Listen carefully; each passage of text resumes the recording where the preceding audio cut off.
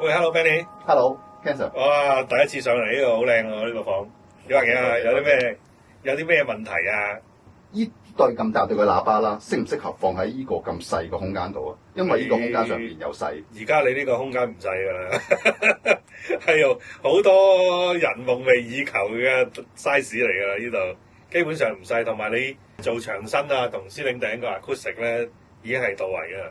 咁基本上咧，我哋大家喺度講嘢咧係聽得好清楚嘅，亦都冇乜回音，你係聽到嘅。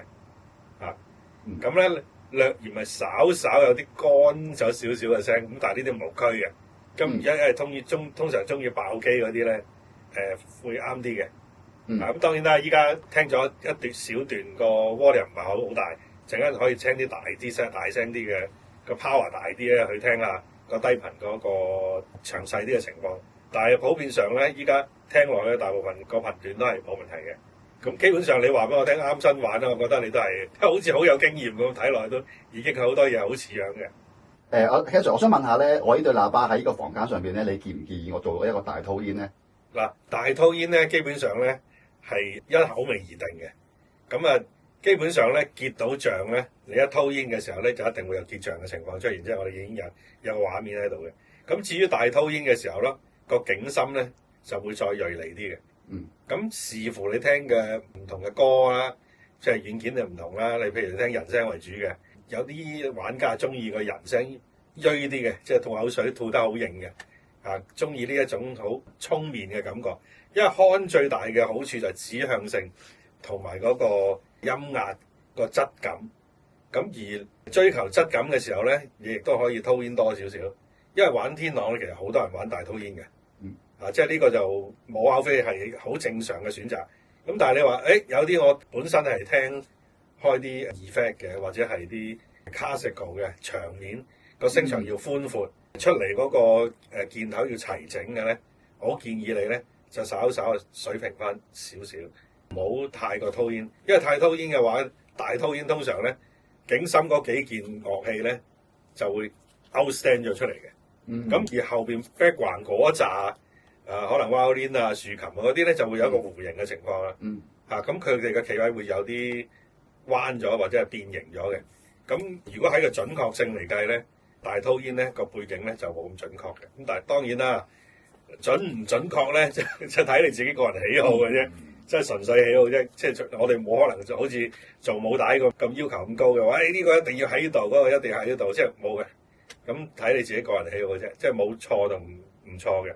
即係除非你個房間係好多駐波啊、好多成啊，咁你套煙同唔套煙咧，係對個背景咧，即係嗰個牆角嗰個影響咧，係會好大影響嘅。咁嘅情況裏邊咧，你就真係要取捨啦，要試。咁但係依家你房間我聽唔到有太大問題咧，套唔套煙其實睇你自己喜好嘅啫。明白。你可以試下一寸一寸咁加落去，或者一寸一寸減咯。咁你 mark 死一隻角。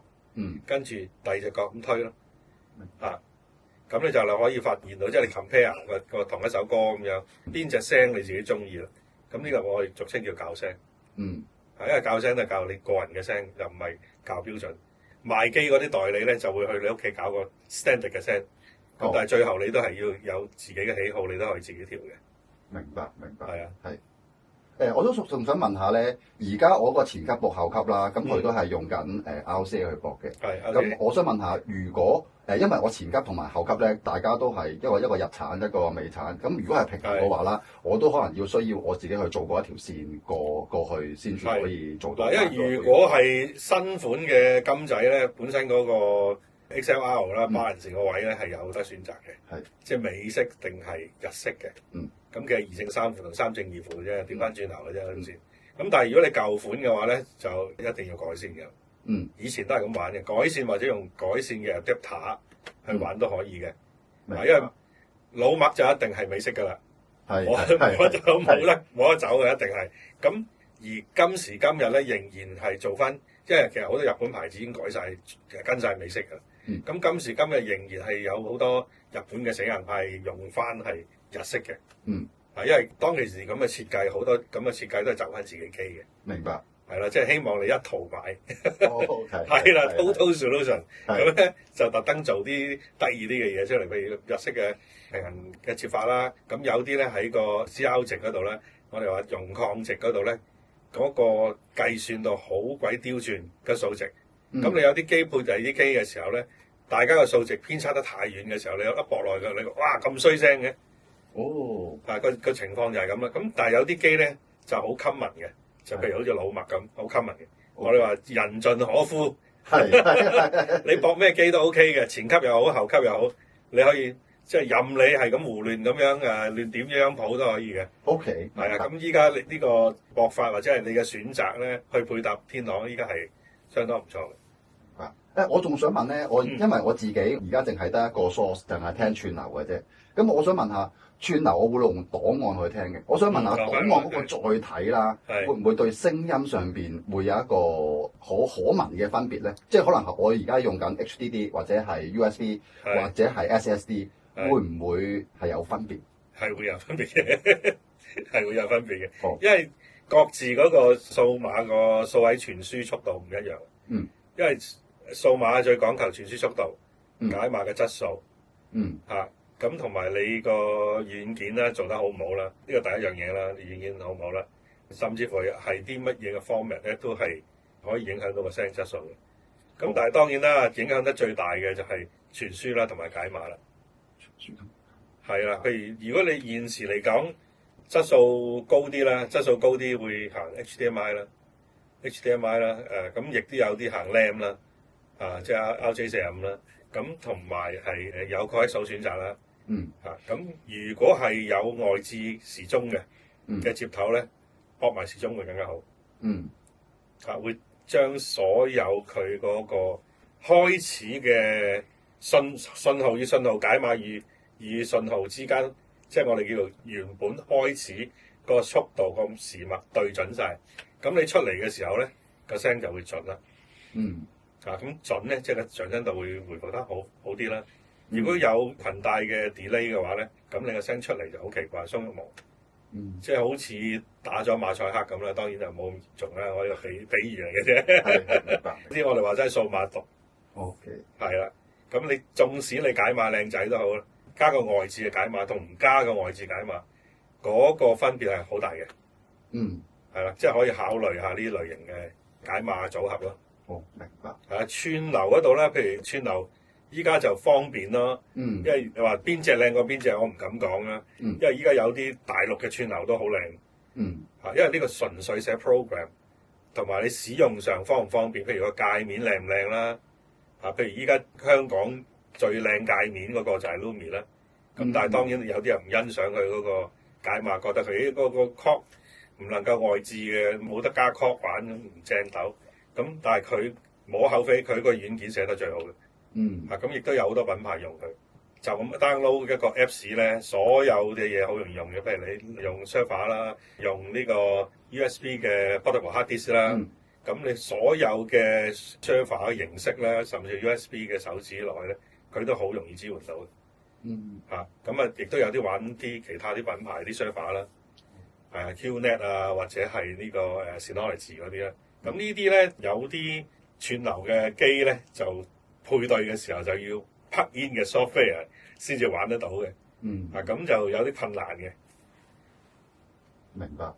咁我想問下，而家我呢部串流，如果我真係想可能再 upgrade 少少啦，咁你建議我係加鐘上去玩啦，定係我直接係換過一部轉盤還轉盤解碼還解碼咁樣嘅做法？分體會好啲。分體會好啲，即係咁轉盤還轉盤解碼解碼，冇錯，會俾佢加時鐘。用。如果你依家呢一個一體化嘅可以外置到時鐘去入嘅話，即係 external 嘅 clock 可以 input 嘅話咧，咁你亦都可以嘗試下買個平嘅鐘加落去。先一個小升級，聽一聽先。如果你覺得咦 OK 喎，咁到銀包有錢嘅時候，咁啊當然係喂。再賺啲係更上一層樓，分體絕對係會好啲。明白。絕對係會好啲，呢樣嘢冇得搞嘅。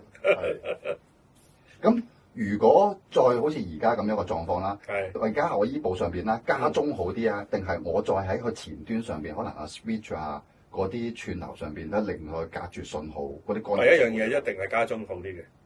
明白。加個鐘係會將你所有你串流裏邊嘅工作原始點，即係開始個點啊，大家起點啊，原起點，佢哋對齊咗。因為有啲咧，譬如點解要對齊咧？其實本身你部機裏邊已經內置咗有個 clock 喺裏邊嘅，咁但係內置嘅 clock 咧，佢對得唔太準嘅。咁咧佢有佢做嘢，佢有佢做嘢，每一個開始唔同，搭得個數碼嗰個 bit rate 咧搭得唔準，咁變咗咧有啲 bit 嘅 loss 啦，咁有啲係個解碼 DAC 裏邊嘅 loss 啦，frequency 嘅 loss 啦，咁加埋咧，咁就個聲就會怪怪咁咯。哦，明白。有時有啲講唔到，硬係唔係好像樣嗰啲咧，就係呢啲問題咯。明白。